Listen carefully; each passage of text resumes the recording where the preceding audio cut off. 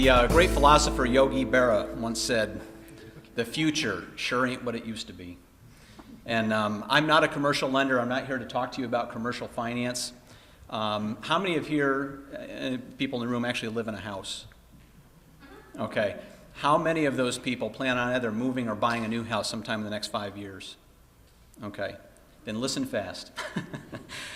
My name is Jonathan Himmelwright. Been in the mortgage business for a little over 10 years, and we are in uncharted waters.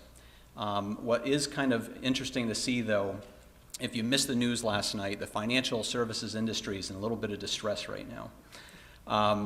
Things are changing at a rapid pace, almost on a daily basis. We get updates to guidelines, updates to the way we can count self-employed income, and that's what I'm here to discuss with you today, because it's vitally important, not only to your business, but also to you for your family's well-being as well.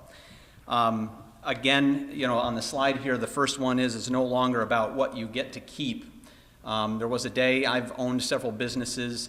When it came to tax time, it wasn't about how much I made, it was how much I got to keep. So we played tricks, right? It's called sheltering the income. We would take a few extra miles here. We might take some invoices from over here, or whatever the case may be, to try to shelter some of the income so we didn't have to pay the full amount in taxes on it. This is not being recorded, right? They can only go back so far, right? But now it's about really what you make. And the banks, how many of the people that raise their hand and own a home bought that home on a stated income loan? There's got to be a few of you in here with the amount of people that we've got in here. Stated income was designed for self-employed so that you didn't have to produce the income documentation. Those days are gone.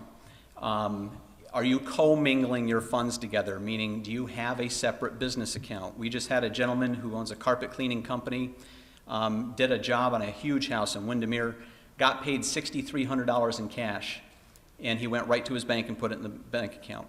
Well, when it came time to justify that large deposit in his account, he couldn't. We couldn't trace it. We couldn't paper trail that deposit. Guess what? That money was there, but we couldn't use it for assets. Okay? How are you taking income from your business?